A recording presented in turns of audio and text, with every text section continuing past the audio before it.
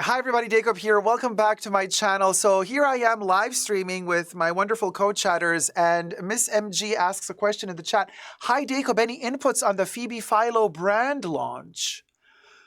And I thought to myself, yes, I do have thoughts. Let's talk about it right now. Welcome everybody. Don't forget to push the subscription button, subscribe, and the join button next to the subscription button. Become a member today, gain access to extra perks. You can also join me on Patreon, superdacob, all spelled together there as well for extra perks. Thank you to my members and patrons. Welcome.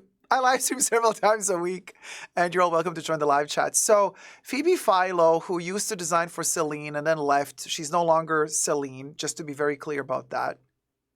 Hedi Slimane took over there. Phoebe. Now, you have probably seen all of your, YouTube fashion commentators, some of them using a microphone, munchkin bedazzled things to talk about it on TikTok. I have not expressed an opinion about Phoebe Philo yet. So I can say this, yeah, the clothes that she released and the bags that she released have Chanel price tags on them, and things sold out really quickly online. We're talking bags for $8,000, jackets for $10,000. Let me blend in Phoebe. So, here's an example, right? Here's the fashion. Here's one of the images to promote the lookbook and the website and the purchasability of said clothes. So first of all, brand marketing 101. When a brand is launching, especially if the name behind the brand is really big, first and foremost, everything I say in this video is for entertainment purposes only, not rooted in truths or facts, only alleged, just my opinion. But there are strategies that you implement. People were shocked that within hours or minutes, certain really expensive products like leather trench coats or bags were sold. Like $8,000 products sold out like this. Okay. Well, just to let you guys know, as somebody who has worked in the fashion industry for so many years, and also in PR and also in marketing, especially when there's launches like this, launching a whole brand, even though you're famous, you can implement certain tricks, like, for example, making it appear as though something sells out, even though something doesn't sell out, or artificially keeping stock very low to just have that hit the news. Oh, sold out immediately. Wow. Everybody loves it so much. Oh my God, the hype. FOMO. We don't know what her numbers were, really. So certain products selling out, maybe they did not sell out, but they just took them offline to make it appear as though they sold. It's just speculating here. But all that aside, the fashion, the bags, it bores me. I can't really. And then, of course, we have that little element that those bedazzled miniature microphone talking TikTokers did not mention. And that is that little interview that Iman gave some time ago, the model, Iman, stating that allegedly Phoebe, back in the day, Celine era, was apparently, according to Iman, how to put it mildly, let's just say distraught, that she would maybe have to utilize black models for her designs. So according to Iman, she stated that she did not want to use black models. And she's, this is all, you can check out Iman's interview. It's available online. You can see the woman talking in the microphone, saying that she did not appreciate Phoebe Philo being very vocal about not wanting to work with black models. Well, what do you know? Good old Phoebe. Allegedly. Now, of course, in Phoebe's ad campaign on her own website now, you do have a couple of black models. If you scroll down at the bottom of her little lookbook, the last two images are two black models wearing sunglasses. But yes, the Phoebe Philo brand of today does show a couple of black models. Now, Iman says in this interview that that's the reason why she never purchased anything from Celine. Because she said, well, if Phoebe Philo doesn't show us any interest, black people, why should we give her our money? You know, she's like, my hard-earned cash, I have the freedom to decide where I want to spend it.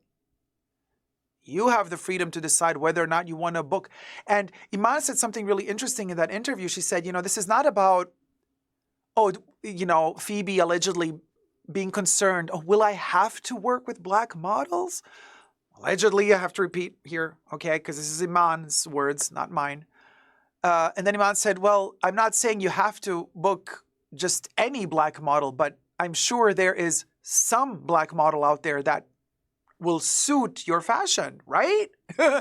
And that is a very legitimate point that Iman is making. And I love the fact that Iman said, I decided to give my opinion with my wallet by not purchasing ever a bag designed by Phoebe Philo. Good for Iman. Now, my personal experience with anything Phoebe Philo related has always been lackluster, to say the least. The type of person that wears Phoebe Philo stuff, whether it be Phoebe designing for Celine or whatever, has always been that academic wannabe, interested in art and art, the philosopher with money.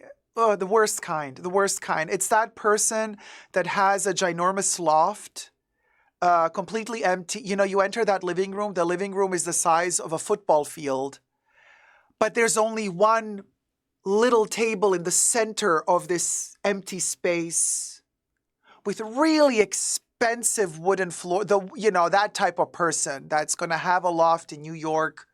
And they're going to be like, and I have this empty loft and it's millions of dollars and I have nothing in it but one little table in the center. But the wood for the floor is imported from some dying out little forest somewhere in the Amazons or somewhere from Africa where this person doesn't give a flying F about destroying the environment or the economy of said countries, just colonializing everything, and then importing the wood. They're gonna, show off that wooden floor and that one table.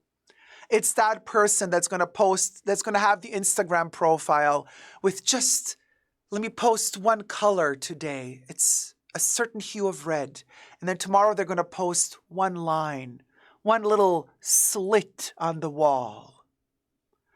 That person that curates their Instagram account.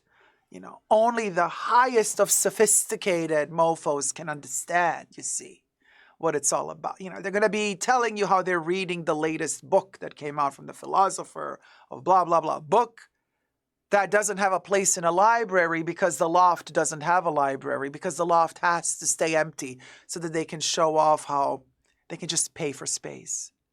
That's the type of person that I've always encountered wearing Phoebe Philo stuff. Gallery owners, they either wear Prada or Phoebe Philo designs. It's like, we'll go. And it's just not me. Okay. So, add on top of that Iman's commentary,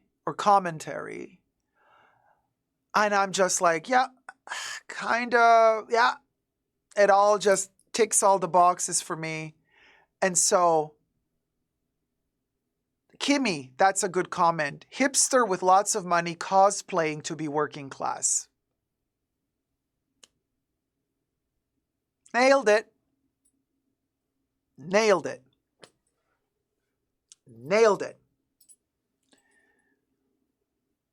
And exactly, when Phoebe Philo was away, Empty Little Box says all those clients moved over to the row because Phoebe was gone.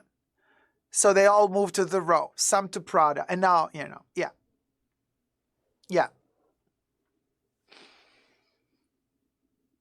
Iman is a wise woman. That's right, Paulies. I love Iman. I respect her. She has a sense of style and humor like no other. She's sharp, razor sharp. I also love what she said about Louis Vuitton luggage. She said one of her first paychecks, she bought some pieces from Louis Vuitton, but she did not let Louis Vuitton put her initials on the bags.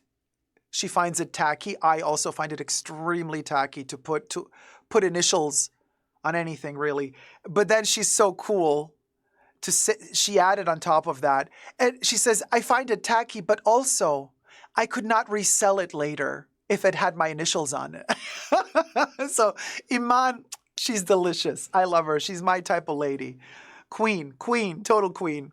There you go. There you go. So, you wanted to know my opinion on Phoebe Philo's new collection? You got my opinion. I hope you've enjoyed. Let me know your thoughts and prayers down below in the comment section. What do y'all think?